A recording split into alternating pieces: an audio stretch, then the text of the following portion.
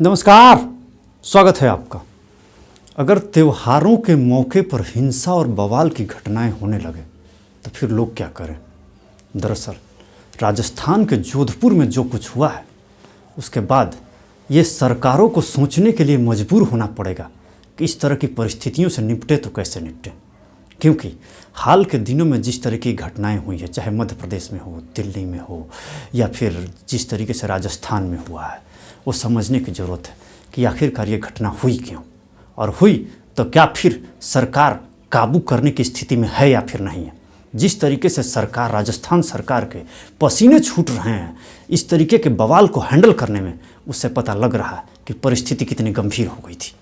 दरअसल मसला कुछ नहीं था, जोधपुर में सिर्फ और सिर्फ दो समुदाय सिर्फ मामूली बात को लेकर भिड़ गए, और मामूली बात ये थी झंडा लगाने को लेकर।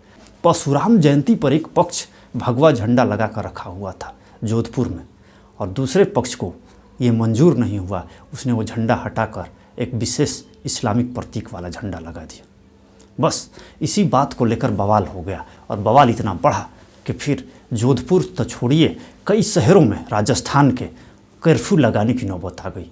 और नौबत इतनी बढ़ गई कि हाई लेवल की मीटिंग में न सिर्फ राजस्थान के सीएम को अपील करनी पड़ी कि राजस्थान मारवाड़ियों का राज्य है, यहाँ पर लोग शांति और व्यवस्था के साथ रहते आए हैं, इसलिए लोग शांति बनाए रखें। लेकिन मुख्यमंत्री की अपील का भला क्या करें, उपद्रवी बाज आ नहीं रहे हैं, और सरकार को अपने तरीके से हालात कंट्रोल करने के लिए ज़बरदस्त तरीके से कई शहरों में फोर्स लगाना पड़ा है, धारा 144 भी लगानी पड़ी है।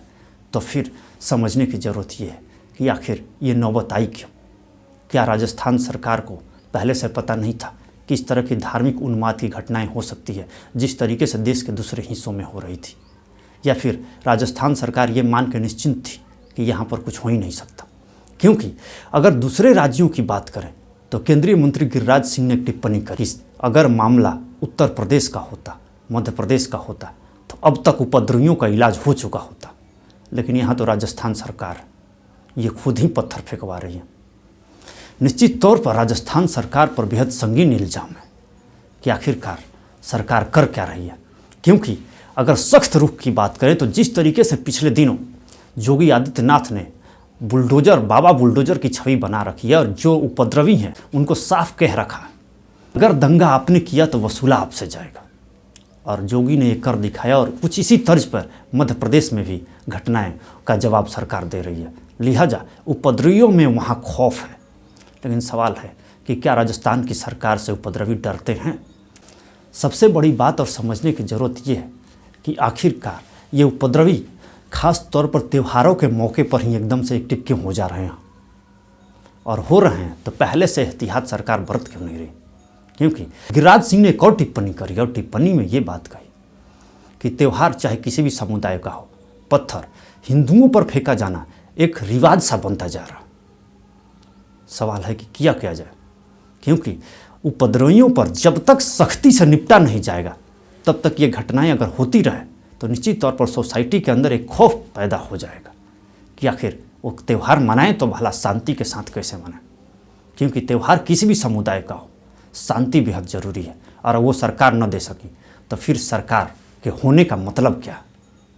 क्योंकि सुरक्षा तो एक बुनियादी आवश्यकता है जो जनता सरकार से मांगती है, और अगर यही सरकार न दे पाए और त्योहारों के मौके पर ही बवाल होने लगे तो फिर सरकार के होने का मतलब क्या। समझने की ज़रूरत राजस्थान सरकार को है, क्योंकि इल्ज़ामों के घेरे में राजस्थान सरकार। अब सवाल ये है कि राजस्थान सरकार उपद्रवियों पर कार्रवाई क्या करेगी। क्योंकि जिस तरीके की कार्रवाई उत्तर प्रदेश की सरकार ने किया, जिस तरीके की कार्रवाई दिल्ली में उपद्रवियों के खिलाफ केंद्रीय सरकार ने किया, और जिस तरीके से मध्य प्रदेश में घटना हुई, क्या ऐसा हौसला रखती है सरकार राजस्थान की उपद्रवियों के खिलाफ कार्रवाई करने के लिए। अगर ऐसा होगा तो ये अपने आप में एक नज़ीर होगी। अब अशोक गहलोत सरकार के सामने सबसे बड़ी चुनौती है कि क्या वो करके दिखाती है। फिलहाल इस वीडियो में इतना ही।